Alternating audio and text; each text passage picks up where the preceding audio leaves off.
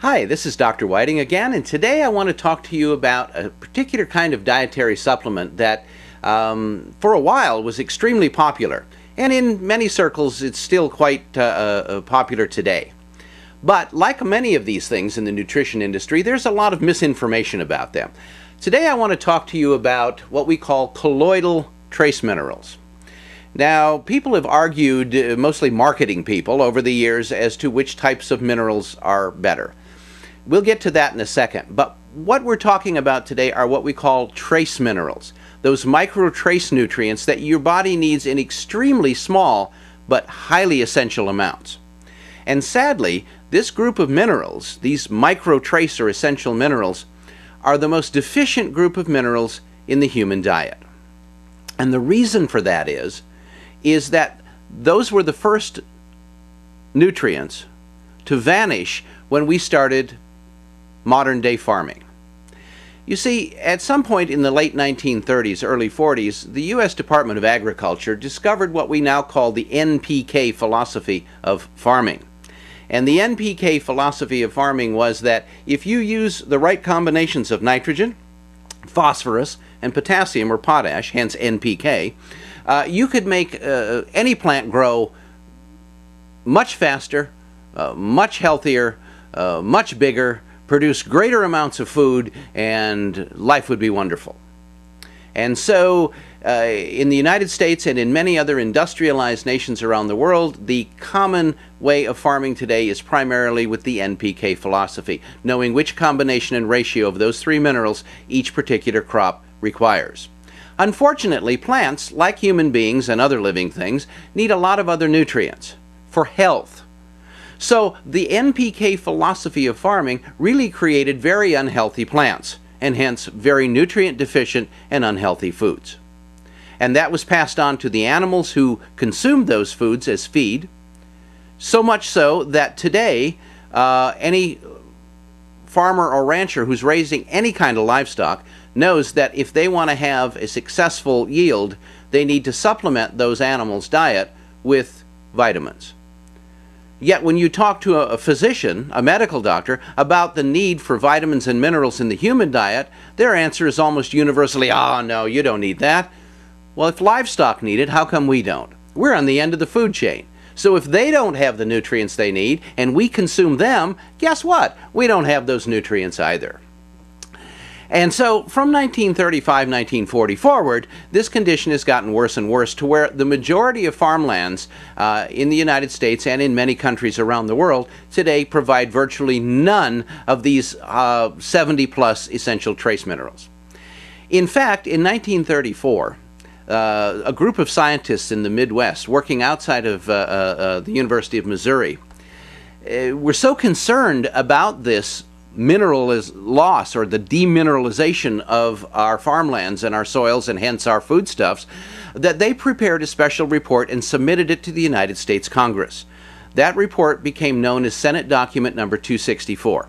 And in that article, the scientists warned the lawmakers that if we didn't change the way we farmed and started reintroducing some of these small but essential microtrace elements back into the farmlands so that they would be reintroduced into the plants, animals, and human food chain, that likely in 50 years we would see the greatest epidemic of chronic, non-infectious degenerative disease that we have ever seen in human history. And today, sadly, you and I, folks, are the living result of that prediction. We have arthritis, heart disease, diabetes. We have prostate problems. We have many forms of cancer, most of which can be linked back, at least originally, to subtle, minor, but very, very vital nutrients, or in this case, the lack thereof. And because these minerals are so essential, I put them in all the full spectrum formulas that I develop. And at our research center, we develop formulas for a wide variety of companies. And we always use these essential trace minerals as a foundation for those formulas. Before I conclude, I want to tell you that not all of these minerals are created equal. First of all, one of the greatest myths that have been promoted by certain marketing groups is that you want to have ionic minerals and not non-ionic minerals. Well, the first thing you need to know is that all minerals are ionic. Basically, that means they carry an electrical charge. And that's what minerals are. They're electrical organisms, essentially. They bear an electrical charge. What you really need to know is that the two different types of minerals are either anionic or cationic. Anionic meaning negatively charged, cationic meaning positive. Now, in nature, some minerals are naturally found in a cationic or cationic state or the anionic state, negative or positive. However, when plants take these minerals up, they become part of their organic compounds, and through the process of photosynthesis, these minerals become what we call bioavailable, meaning that they're compounded with plant chemicals. And when animals and people ingest those minerals from organic sources, they are highly bioavailable, which means they are highly available to the living system of animals and human beings. This means that the absorption will be increased. So when you're looking for an essential trace mineral product, you want to firstly look for the source. It should be what they call plant-derived minerals from plant sources.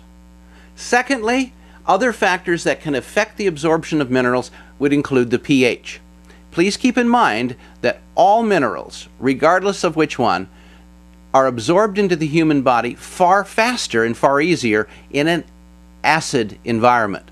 So when these minerals are acidic, which is why the health food industry chelates minerals, chelation merely acidifies them, it makes them more available to the cells of the body. Hence you will absorb more and lose less.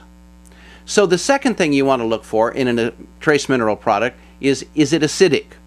You definitely want to avoid alkaline mineral products. Other factors that can affect these minerals include particle size. Hence, colloids are very highly absorbable because they're very small particles. And, of course, when you combine these together, particle size, such as colloids, the proper pH, which in my opinion is 5.0 or less, and the source, meaning they're plant-derived or they're organic sourced minerals. They come from living plant compounds. When you put those three factors together, the absorption rate of these essential trace minerals skyrockets and is available rapidly to the living cells of the body. The formula that we developed here at our research center is called essential trace minerals. And essential trace minerals are available pretty much countrywide. And if you have trouble finding that particular formula, it is made by a company called Phoenix Nutritionals. If you'd like more information about our trace minerals, or if you'd like a copy of our special report on identifying trace minerals called Not All Minerals Are Created Equal, you can contact our research center at 1-888-454-8464. Or you can email us at askthedoc, ASKTHEDOC, at healthyinformation.com. This is Dr. Whiting, and thanks for listening.